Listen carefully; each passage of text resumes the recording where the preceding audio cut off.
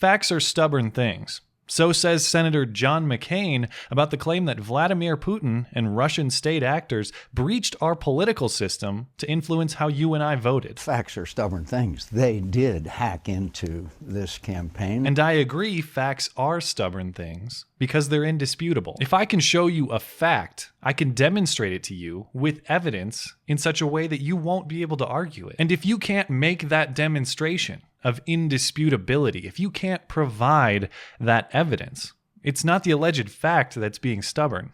It's the person making the claim. But let's take a step back and discuss exactly what Senator McCain is talking about and why I believe a certain degree of skepticism, though maybe not outright dismissal, is the appropriate attitude to have in this case. Senator McCain is taking leadership with incoming Senate Minority Leader Chuck Schumer to propose a congressional investigation into the quote-unquote Russian hacking of the 2016 election campaign. The facts are there about Russian behavior and Russian, not just hacking into the United States 2016 election campaign, but throughout the world. It may be tough to understand exactly what he means, but let's be clear. He's not alleging voting fraud. He's not alleging that the Russians tampered with the election process itself. He's alleging that the Russian government directly supplied WikiLeaks with the emails we saw distributed over the summer and fall. Notably, those emails from the Democratic National Committee and from Clinton campaign chair John Podesta,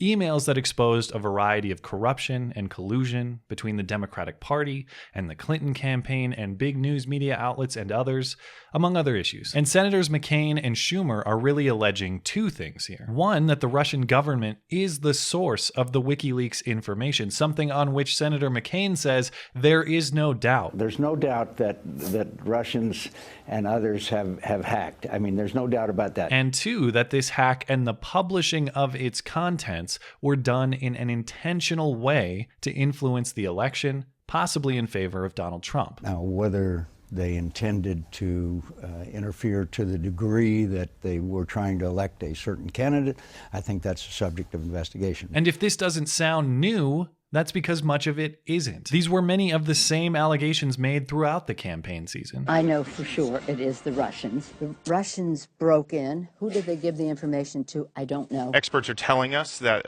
Russian state actors broke into the DNC, stole these emails, and other experts are now saying that the Russians are releasing these emails for the purpose of actually helping Donald Trump. Putin is playing a really tough, long game here. And one of the things he's done is to let loose cyber attackers to hack into government files, to hack into personal files, hack into the Democratic National Committee. So what changed? Why start the investigation now? Because per the Washington Post, breaking the story on Friday, a CIA official briefed a group of U.S. senators last week saying it is the consensus view of the intelligence community that Russia is behind the hack and that Russia did so with the intent of helping Donald Trump. Fair enough. I don't have reason to distrust the CIA automatically. These are people whose job it is to gather and analyze this intelligence. I'm comfortable believing they're probably not just making it up. But given the certainty of statements made by Senator McCain and others, the certainty with which they say Putin and Moscow are the culprits, there are a few follow-up questions I think we should ask. First, may we please see the evidence you've analyzed to come to this conclusion? Nope, that's classified. At least for now. There have been some calls to declassify at least some of that information, so maybe we'll see it soon, but not today. Okay, well, that's understandable, I guess. This information could create a security risk if released publicly. There's a reason your average Joe can't just look at sensitive information. But at least both of you senators leading this charge have seen the evidence, right? Okay, I haven't gotten the briefings yet because I'm not yet minority leader. There's good evidence they hacked into the DNC. I've heard it secondhand. Okay, so only one of you has, and the other heard about the evidence through the telephone game. But the telephone game with really, really trustworthy people. So you know it's legit. But at least everyone who has seen the evidence agrees, right?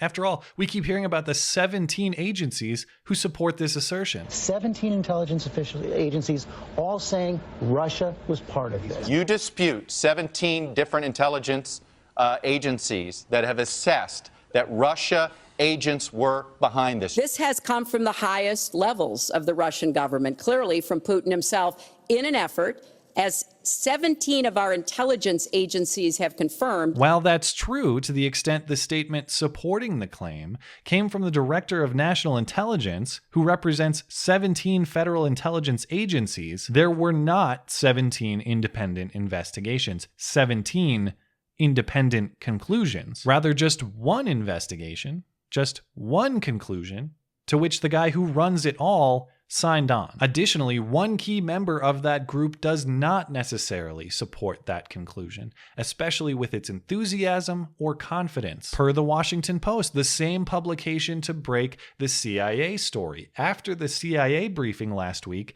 there was another briefing from an FBI counterintelligence official. In contrast to the CIA official's claims that were direct and bald and unqualified, this FBI official's remarks were fuzzy and ambiguous, suggesting to those in the room that the FBI and the CIA weren't on the same page. The competing messages, according to officials in attendance, also reflect cultural differences between the FBI and the CIA. The Bureau, true to its law enforcement roots, wants facts and tangible evidence to prove something beyond all reasonable doubt. The CIA is more comfortable drawing inferences from behavior. Nothing more conclusive than inferences from behavior. Who could deny inferences from behavior? You know what Senator McCain says? Inferences from behavior are stubborn things. So we haven't seen the evidence. Not all the senators involved have seen the evidence. And the intelligence community isn't unanimous. How about the people who broke the story? The Washington Post. I bet they have something compelling and conclusive to provide, right? According to the CIA assessment, who were these hackers? Were they directly related to the Russian government,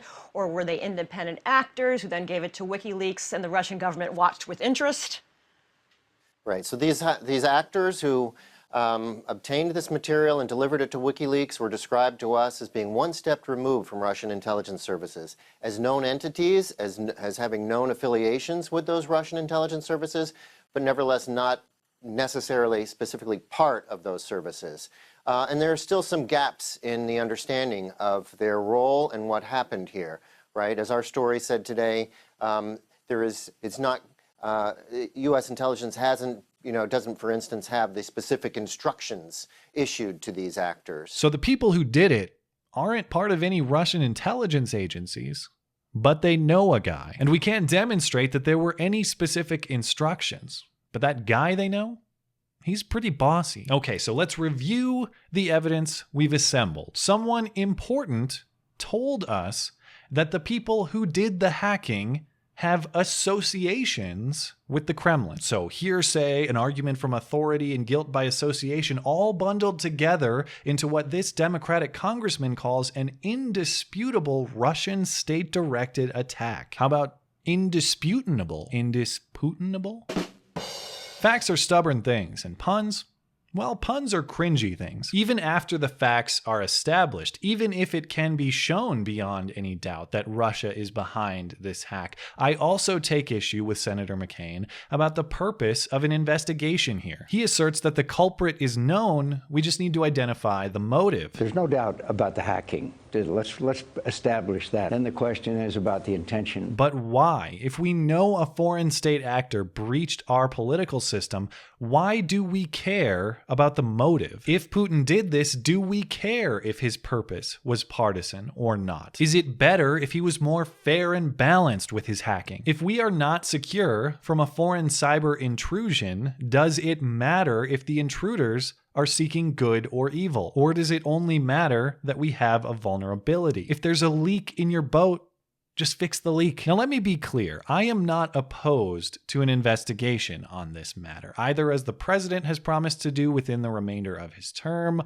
or by Congress, or through cooperation, or other means. What I am opposed to is telling the American public with certainty that much of what that investigation would investigate is already concluded, and not giving them the necessary information to make an informed judgment themselves. I need more evidence than simply trust us We're really good at this, and important people say so. I prefer to operate, ironically, according to a Russian maxim. We have listened to the wisdom in an old Russian maxim, dovyai no provyai.